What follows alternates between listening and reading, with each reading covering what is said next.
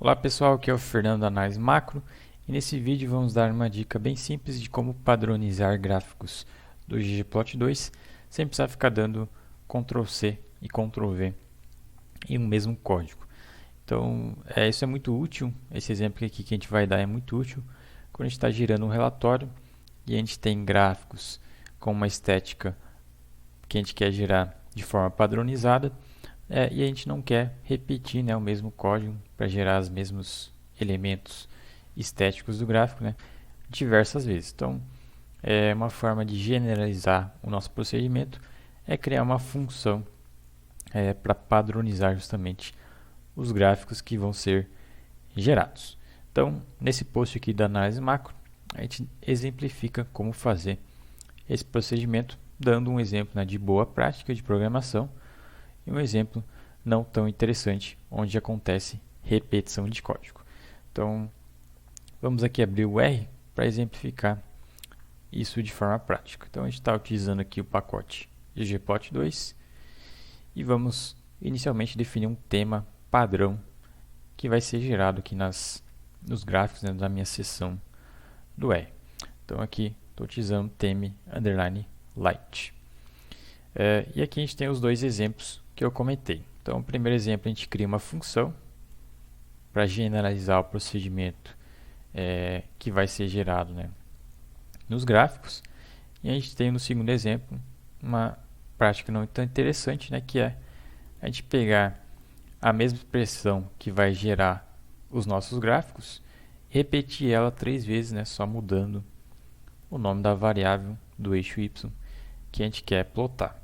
Então, percebo que aqui a gente tem muito mais linhas de código, o que dificulta, né, um pouco a leitura e também a própria manutenção do código.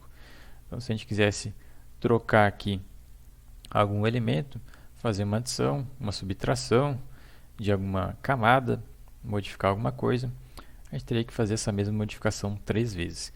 Já que no primeiro caso, no primeiro exemplo, a gente só precisaria modificar aqui dentro da função o que a gente quisesse modificar, e aí isso seria aproveitado aqui nas próximas linhas, utilizando, né, a função que a gente criou. Então a gente faria uma única modificação, daria menos trabalho. Então, como que essa função funciona? A gente chama aqui a expressão function para gerar, né, criar uma função no nosso environment e aponta os argumentos que a gente vai utilizar aqui no corpo da função. Então, no corpo da função, a gente tem o código de ggplot2 que vai gerar justamente os gráficos. Então, esse código percebo que faz referência, né, justamente aos argumentos que a gente apontou aqui entre parênteses, né, na nossa função. Então, o primeiro argumento ali, df, é o objeto de dados que vai alimentar o nosso ggplot2. O segundo argumento, xcall, é justamente o nome da coluna do eixo x do nosso gráfico. Ycall, o nome da coluna do eixo y do nosso gráfico. Então, como a gente está trabalhando aqui dentro do tidyverse para gerar esse gráfico, a gente tem que colocar esse argumento aqui dentro dessa expressão aqui, que é um operador especial do pacote rlang, que é um operador chamado curly curly. Ele serve justamente para pegar o nome da coluna que o usuário vai passar aqui na função plotline que a gente está criando, procurar essa coluna no nosso objeto de dados, que nesse caso aqui, nesse exemplo, né, é o dataset economics. Então, para essa operação funcionar, né, para não ser gerado nenhum erro, a gente coloca aqui os nomes das colunas, né, os argumentos referentes a isso, dentro desse operador curly curly. O mesmo para o eixo x e o mesmo para o nome da coluna, né, que vai para o eixo y. Então aqui a gente tem o nosso dataset e a estética, eixo x e eixo y. E adicionamos duas camadas, a camada de linha e o geom smooth. Então quando a gente cria essa função, ela vem aqui para o nosso environment, a gente consegue utilizar ela para gerar os nossos gráficos. E aí basta chamar a função, apontar o objeto de dados, o eixo x e o eixo y. E aí vai ser gerado aqui o nosso gráfico. Então percebo que é bastante simples, a gente consegue reaproveitar a função para as diversas variáveis que a gente quer plotar, por exemplo, em algum relatório.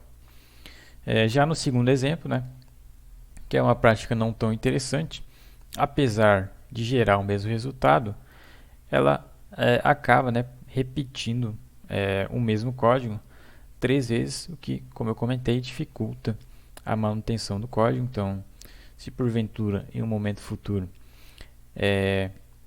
esse dataset aqui se alterar, por exemplo, se o nome da coluna se alterar, ou alguma outra alteração crítica que seja feita e que gere alguma falha na geração do gráfico, a gente vai ter que fazer a manutenção do código, atualizar aqui o código 3 vezes.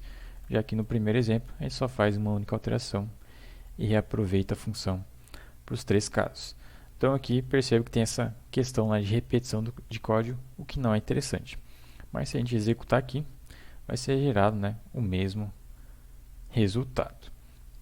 Então fica a critério, né, de quem estiver programando em R, adotar melhores, né, ou não tão interessantes práticas de programação, e é o que a gente ensina aqui na análise macro. Então, se alguém tiver interesse, né, em aprender mais sobre isso, pode conferir aqui o post que a gente tem no blog da análise macro e também conferir os nossos cursos de R que a gente oferece. E aqui, por fim, eu destaco aqui o procedimento que a gente criou criando uma função. Ele é até mesmo mais rápido do que quando é feita, né, a repetição de código. Então perceba aqui, num teste de benchmark que a gente fez, ou seja, comparando a performance em milissegundos dos dois exemplos, dá para perceber que quando a gente repete o código, que é no primeiro caso aqui, o tempo de duração do código, né, de execução do código, ele é maior de que quando a gente cria uma função e utiliza ela para gerar os gráficos. Então, a performance, né, a gente também ganha em performance quando a gente melhora, né, as nossas práticas de programação. Então, faz sentido realmente a gente criar funções para poder generalizar o procedimento e obter esse resultado final, que é a padronização dos gráficos, certo? Então, fica a dica, eu vou ficando por aí. Agradeço a atenção e até a próxima.